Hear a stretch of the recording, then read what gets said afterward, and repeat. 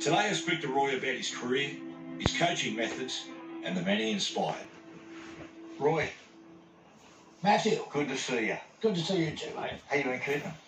Really good. I'll tell you what made a big difference to me. I had, last year, we were in COVID down here, lockdown, and I had 2 knee replacements. Right. And it's just turned my whole life around. I can walk for miles now and don't really look as much like an old man as I once did. Mate, Roy, we can't cover off everything in this half an hour, Roy, but start with family. It's quite amazing, mate. Look, your family of high achievers, brother Chris, of course, award-winning, iconic journalist. Ian, author, documentary maker, got a radio show in Los Angeles. Yeah. Quentin, London-based film producer. Sue, an Australian television producer. And then Roy, once coached a barbaric rugby league side. When we were growing up, were you the odd one out a little bit? I was the eldest and therefore sort of had to take a fairly conventional path to, going to university and making sure you got a job. And you got to remember too that, you can't fail at university because that could be a year out of your income that you're going to lose. So I sort of came to the media pretty late after the football years were over, whereas all the other ones started that way. Was it a rugby league household, Roy? No, it was a soccer household to a large extent as far as my father was concerned, but we were brought up on the north coast of New South Wales. And so rugby league was the game. All of us loved rugby league. It was the game of choice on the north coast of New South Wales, and as you know, you play what your mates play. Your playing career, Roy? Very limited. That makes 2 of us. No, well, I went to university, played a bit of rugby union there, and then went to Tamworth High School and quickly discovered that I was far better as a teacher, and far better talented as a coach than a player. Now, Roy, you took over Western as first grade coach in 1978, and some of the most iconic names in rugby league. So, John Doherty, Les Boyd as a young player, the great Dallas Donnelly. And you've got a bloke with a sort of strange Lithuanian surname called Tom Raudonikis. If we run through the side, firstly, John Doherty. For me, when I used to watch him as a kid, he was just a beautiful player, almost Steve Rogers-like. Very deceptive in his running. He'd glide along the field. And you'd think he's not going fast at all, but he just glide past everybody. He was extremely talented player. Right, a young Les. Les Boyd. What was still one of my favourite characters, Les Boyd. As you know, he went away with England with me in 1972. We had a bond almost from the start. You could see right from the start that he was after a couple of years he was going to be a terribly explosive player. So much so that first thing I did when I went to Wests, they gave me $100, and I said, "You got to get this Les Boyd. He's down in Cootamundra." They gave me $100 to go and get him, and of course I went and stayed at Les Boyd's place, and Judy cooked a big baked dinner, and I had about $98 change when I came back. Bloody West asked me for the change. That's how poor they were. I mean, we were terribly poor in those days. In fact, with Tommy, I used to say, "Tommy, if we win the toss, keep the coin." Dallas Donnelly, a man who was so intimidating on and off the field. Well, tell me about Dallas. Dallas was very talented. I mean, he could kick left foot field goals, and he was originally a 5'8", not being in Tamworth. He came from Gunnedah, so I knew of him pretty well. Very talented, but massive consumer of beer, massive. A big struggle with Dallas to keep him off the syrup. Plus, he suffered badly from epileptic fits, and the more beer he consumed, the more potential he had to have epileptic fits. And as you know, he died that way. He drowned in the surf at Byron Bay. People didn't know that he suffered from epileptic fits. He had one in the surf. He gulped about 7 big gulps of seawater and drowned right in front of people that were unaware. They thought he was horsing around. So he was very, very talented, but a big challenge in the full-time professional era. Dallas would have probably been an $800,000, $900,000 player, because you would have been able to observe him. But in those days, it was training 2-3 times a week and straight up to the pub afterwards. when we think and we talk about those sides, the first name comes about is Tom Rodonicus. Mm. Have you seen a better leader in sport than Tom? We've never seen a better inspirational leader than Tommy. Sometimes tactically he'd err. I mean, if Tommy saw a hole, he'd just go for it. Whereas sometimes, as you know, you're sort of creating a little bit of a hole to hope that you'll do one more play and it'll open up even more. Well, Tommy, if he saw a bit of a glimpse of it, he'd go for it. Yeah, right. Did it take a while to earn Tommy's respect? No. Or did you and him just hit it off straight away? We hit it off straight away. We'd go to training together, actually, because I lived at Penrith, he lived at Blacktown. He lobbied very hard for me to get the job.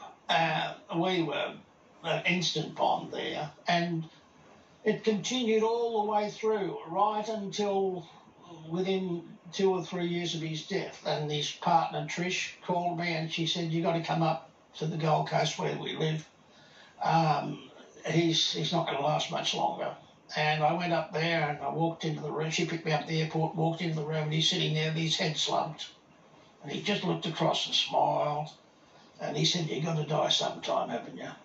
And I said, no, come on. So that day we took him to, the next day we took him to see the last chance he had to live, which was an a doctor who practiced immunology. So in we go, and it's yes sir, no sir, 3 bags full sir to Tommy. And at the end of it all, the doctor said, "We're going to put you on this trial." I remember walking outside and the two of us sitting down while Trish went off to get the car to drive us off. Tell me what happened in there. Sometimes when you're facing a medical emergency, you don't hear a thing. And so we patiently walked through the whole conversation together, almost as though we were back at Lidcombe Oval talking, going through a debrief of a game. You know, it was, and that bond was everlasting. And finally, we got 2 years out of him as a result of that immunology. And sadly, he died last year. Like losing a son? Oh, yeah, but not as bad as losing a son, which I did do. Yeah, and when he was 15 years of age. Yeah.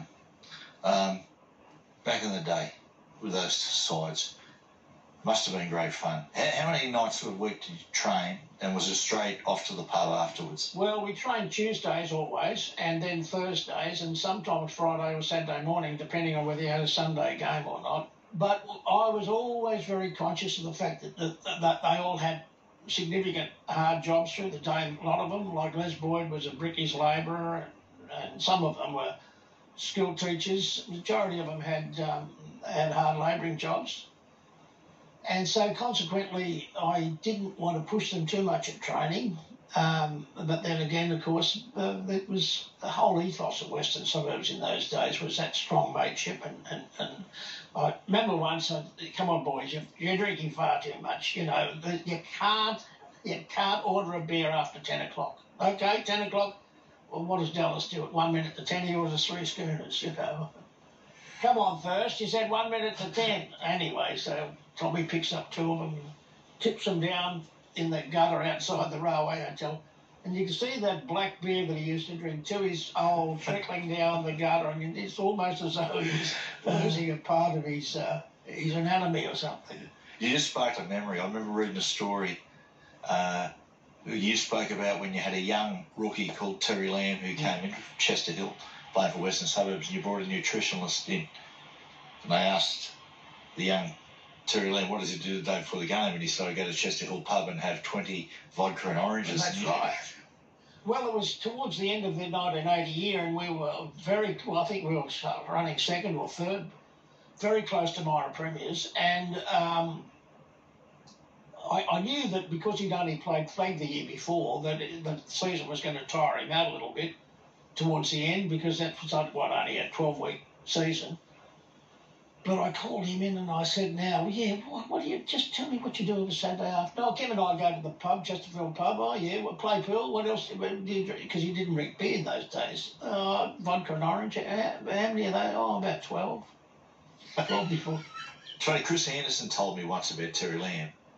And he said what Terry did the day before the game, when it was totally opposite of what you should do as far as sports science. He said he couldn't train or work because of his knees, but the day before the game, he'd go on a 20 or 30-minute run.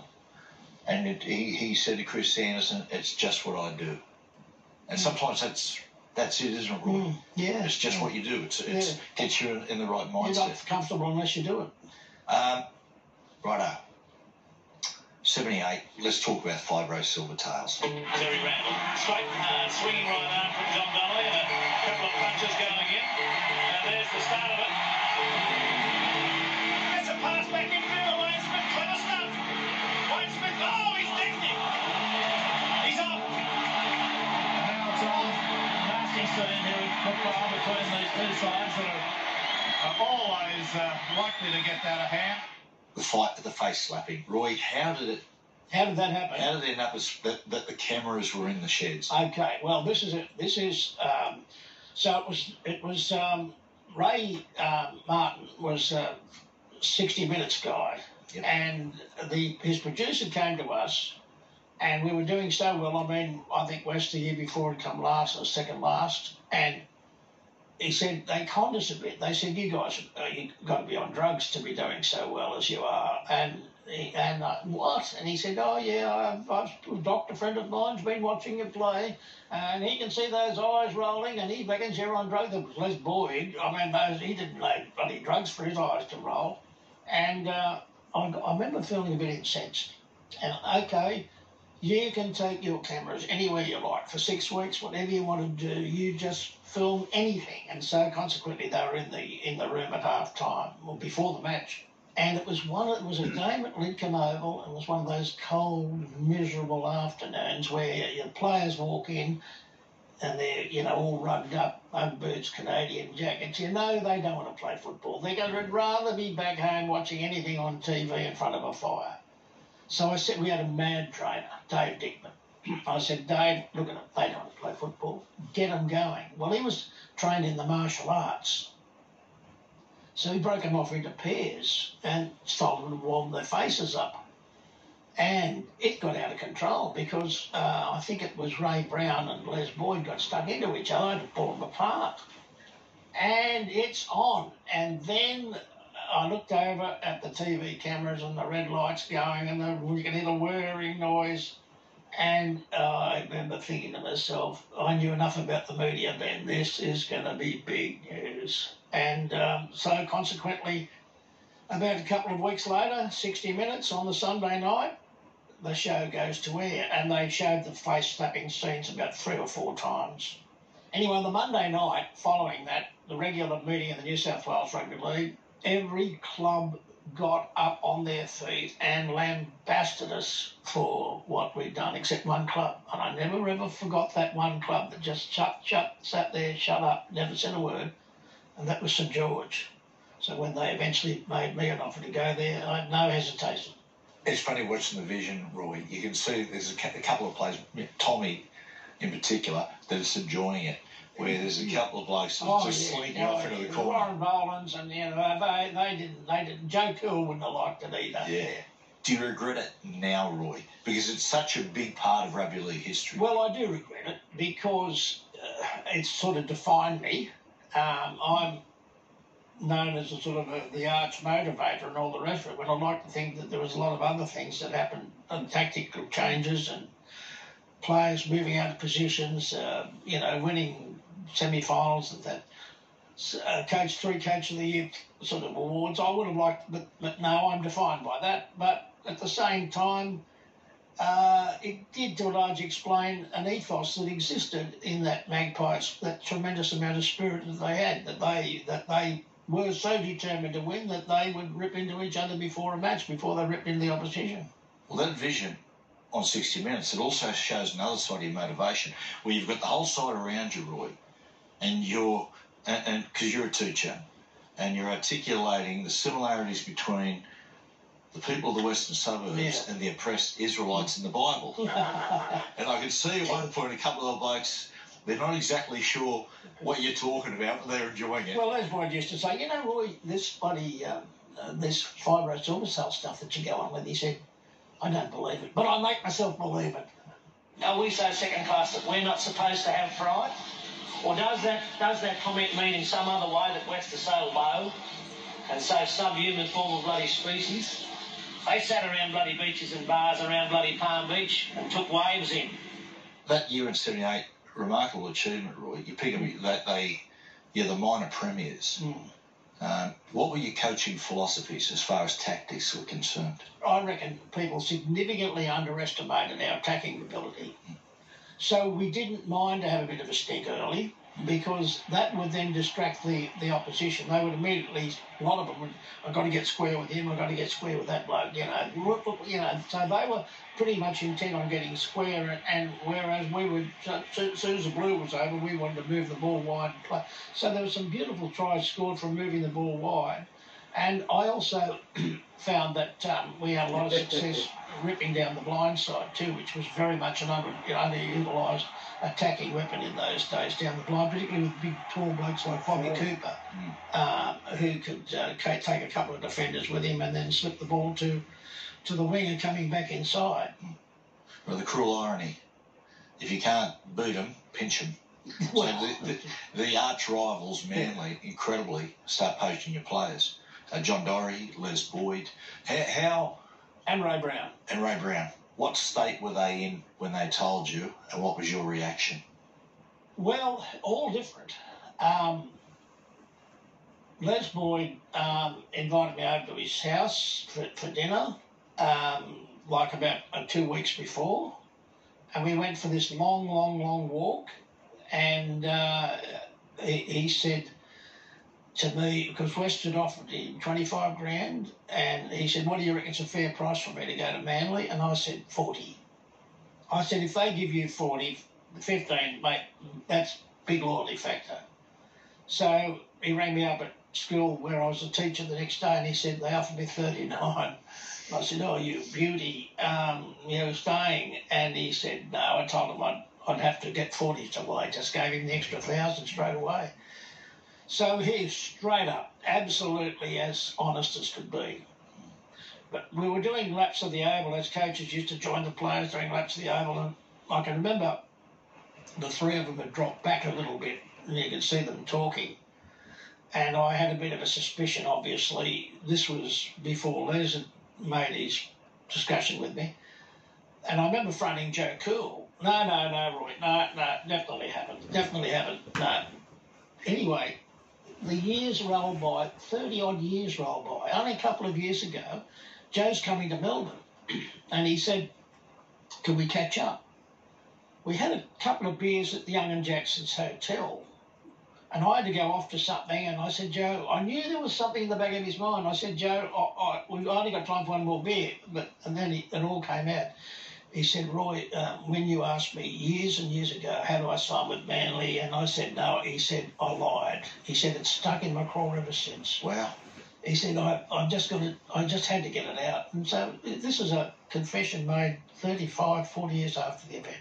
Right, the cruelest cut of the lot. Your great mate, John Singleton. Yeah. Pinches Tom Raudonikis. And Graham O'Grady. But Tommy, like a son who pinches him and takes him to Newtown. Roy, I can only imagine how emotional Tommy would have been when he told you, and what was your reaction? We had blue. I drove him into the city because I thought, he was, I never think he'd sign with Singo, or sign with Leg West, and so I drove him into the city, and I went to New South Wales Leagues Club for a couple of beers while he went off to talk to Singo. And he came back and he told me he'd signed. And I thought, oh, well, he'd just hear his offer and we'd take it to West and get West to match it or go close to it. But he'd signed. He showed me the bit of paper. Well, I knew that with Singo's resources, there was going to be no legal challenge to this. We had an argument, and it turned into a bit of a stink there on the floor, and Kevin Humphries had to come over and pull us apart. I mean, that was rugby league in those days. Yeah. Wow. Like to do your own thing? He does.